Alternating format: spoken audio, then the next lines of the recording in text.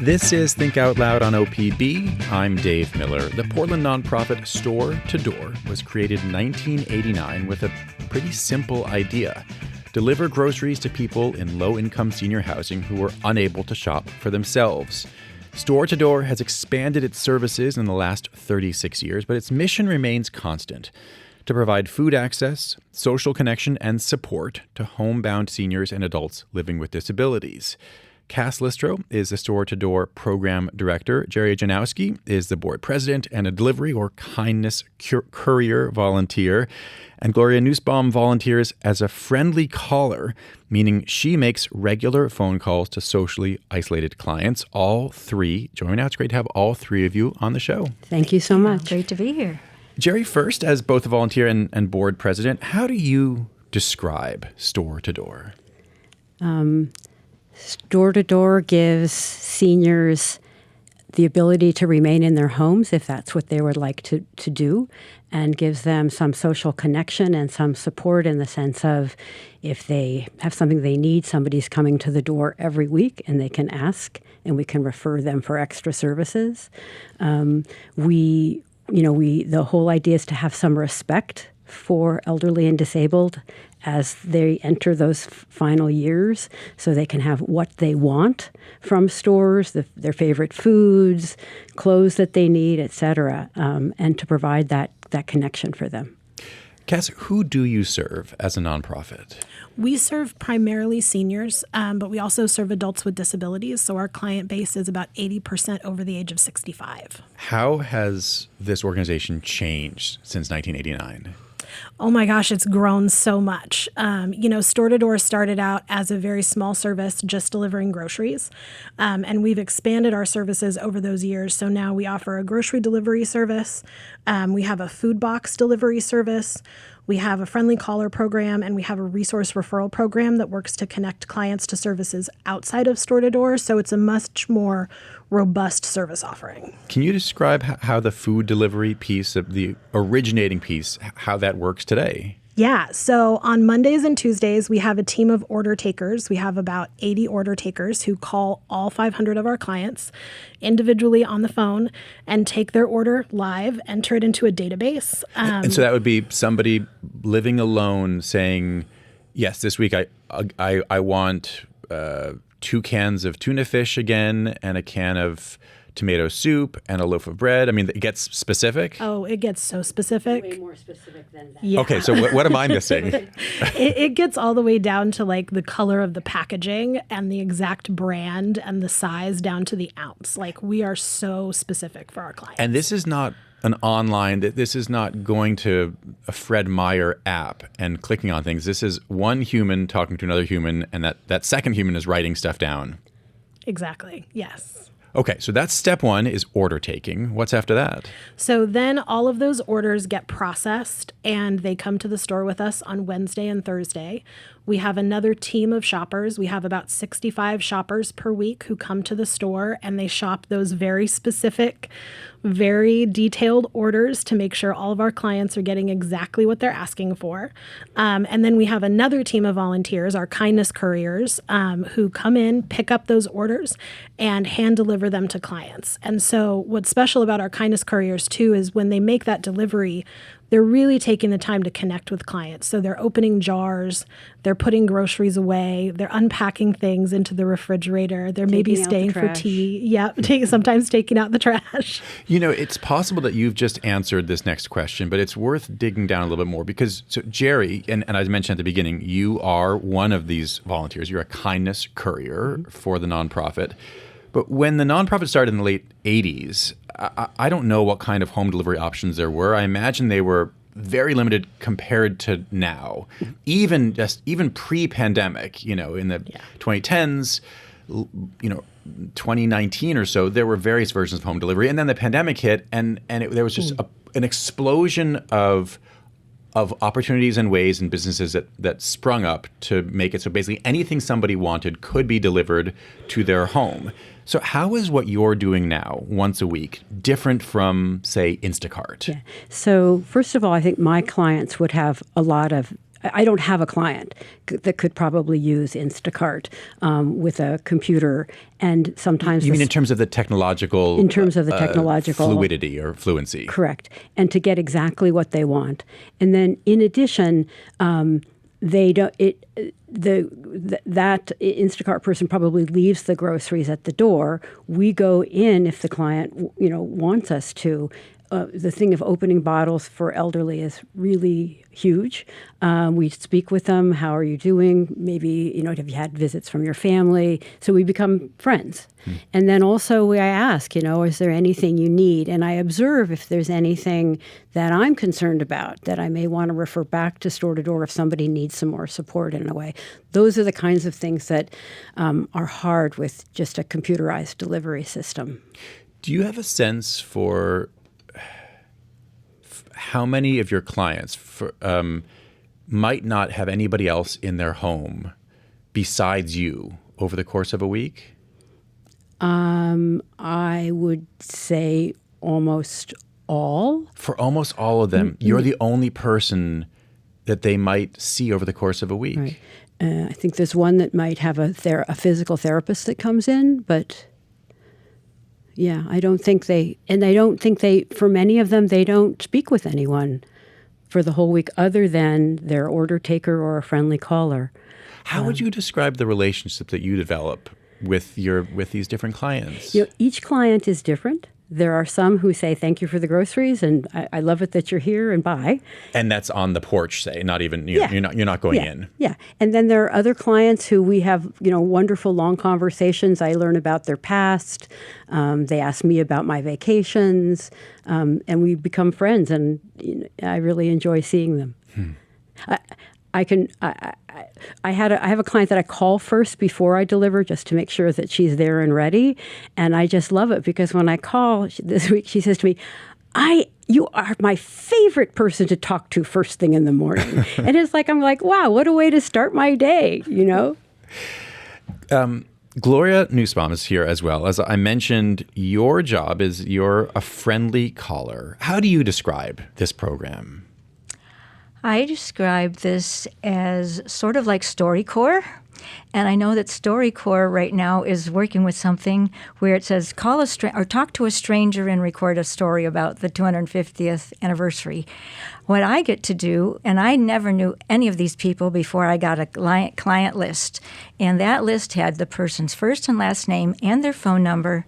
And that's all I knew about them when I made my initial call to them and explained that I was the friendly caller. And I talk to the same people each week, once a week on Friday afternoons, which is what I'll do when I leave the studio today. And we just chat. And I tell them that please be an open book with me, and we can chat about anything you want. I will share with you about my life. And I will describe them at this point as my friends. In fact, when I call them and they can see that it's me calling, they go, oh, hi, Gloria. And we're like, it's Friday again. And here we are. And we just chat. These are people who have they've signed up to have some kind of a telephone-based human connection? Yep. About a third of our clients have opted into the Friendly Caller program. So not everybody does it, but I think the folks that do feel like they get a lot out of it. Gloria, how do you, and these are strangers you're a stranger to them at the beginning. They're a stranger to you. How do you get them to open up, and how do you provide what clearly they want? They've signed up for this because they want some kind of a human connection. So how do you foster that? Well, I'm a personal historian. I've spent the last 20 years interviewing people, and so this felt like an absolutely natural fit. I come with at least 1,000 questions. In your head or written down? Both. And it starts out with, how has your week been? Did anything interesting happen? How are you feeling? We just kind of generally give each other an update. And from there, it just flows. I don't know how to explain it, but I've been told I'm good at this, and apparently my clients think that's true. But we talk about everything. We talk politics, we talk religion, we talk the weather. We laugh together, we almost cry together sometimes. And it's all about relationships, and that's what I see this as. I feel like these are my friends, and we're just sitting down with a telephone and chatting. Am I right that you're in your 70s right now? You are. So am I also right in saying that you're closer, I assume you are definitely closer in age to the people that you are calling, that you're talking to, than somebody who's in their 20s or 30s? I mean, you're talking to people in their 80s or 90s. And that makes me the perfect age to be a friendly caller. What do you mean by that? What I mean is we talk about the past. Where did they grow up? And I can say, as you were growing up, did your family have a party line? Or a shared telephone line where you could pick it up and other people might be using it and you'd overhear them? Yes, exactly. But a person who's much younger than me wouldn't have a clue. I actually talked to one of your producers yesterday or the other day as he was interviewing me about this interview, and I said, I can talk about a wringer washer. And he had no idea what I was talking about. I don't know what a wringer washer is. And all of my clients know exactly what I'm talking about. So all of that to say, I feel like this is the perfect age to be doing what I'm doing with the people I'm doing it with because we can relate. And we even have health challenges that are not unfamiliar. A quick story, some weeks ago, one of my clients said, I think he was having maybe a difficult time or something. He said, I'm older than dirt. And I said, but you're several years younger than I am. I couldn't resist. But I'm an extrovert, and it's just easy for me to ask questions. But the thing I would just like to emphasize, too, is that the most critical piece of what I do is to listen to the answers, to ask follow-up questions, to empathize, to listen with my heart as well as my ears. And to me, that's the most critical piece of what I do. It's interesting that you talked about StoryCorps, which I should say, I've said this before, that it's a radio and more nonprofit where I worked when it was starting out 20 plus years ago. And one of the mottos of StoryCorps then and maybe now is listening is an act of love. I have the book. Do you believe that? I absolutely believe that with all my heart. Because we're in a society where we don't listen to each other. And it probably seems crazy to even say that because everybody sort of understands that, but we don't. And the other thing about listening is it takes time. It takes pauses. It takes some silence to allow the other person to fill in that silence and to share whatever it is that they want to share. So, yes. If you're just tuning in, we're talking right now about the Portland nonprofit Store to Door and the communities that it serves. Gloria Nussbaum and Jeri Janowsky are both volunteers. Cass Listro is the Store to Door Program Director. Cass, to go back to just some of the nuts and bolts of this, am I right that if there isn't some kind of demonstrated financial hardship, your clients, they pay for their food and they pay for the delivery? It's not a free service. People are not getting, in general, free groceries through this. Yeah, so clients do pay for their own groceries. We're actually really excited because we have a new delivery fee model right now where starting in July, we're able to offer a $0 delivery fee to our lowest income clients. And we're so excited to unveil this, and I think it's going to make a really big difference for folks. You also did mention a free food box program that's a part of this as well. So how does that work? Yeah, so food box order takers, just like I described with the grocery delivery service, call clients on Fridays and Mondays the week before their delivery. Clients choose a week that works best for them. So they'll say, I want a food box delivery week 1. And they can plan on that delivery happening so that they can accordingly adjust their budget and make sure it stretches to the end of the month. So those orders go in, they are packed with our partner organization, Nourish Oregon, at their food pantry, and then we deliver them on Fridays to our clients. And we are also able to offer emergency food boxes. So that means if a client is having a food emergency and they need something right now, they can call us and they'll get a delivery the same week they request it. Jeri, to go back to what we are really focusing on with Gloria, the connection piece of this, the loneliness piece of this, and one of the big reasons, as you were saying, that what you're doing as a volunteer is different than what people can get from Instacart. There are a lot of obvious societal changes over the last 40 years that have led to this. It's complicated. It's multifactorial. It has to do with people living longer, with people moving more, people not necessarily being in the same place as their kids.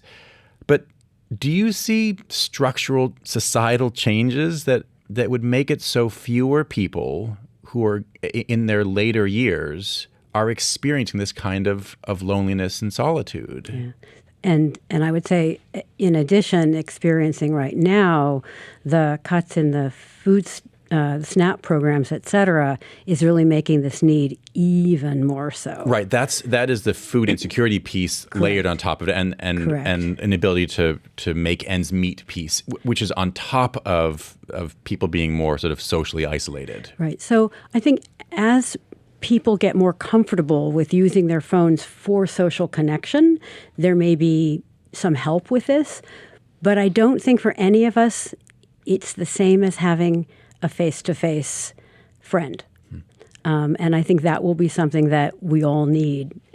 Has doing this work as a volunteer and as a member of the board, has it affected the way you think about your years to come, about aging? Yes, quite a bit. And every week I return home and think a lot about living your life now in a way that will lead to less loneliness, isolation in the future. Mm-hmm, so what's an example of what you're doing? Oh, one example is having some younger friends and trying to maintain really strong friendships so that we will call each other when we need. I think that's absolutely critical.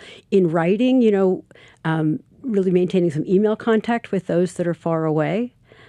So I think it's changed a lot. And I think I'll leave that. Gloria, what about you? You called yourself an extrovert.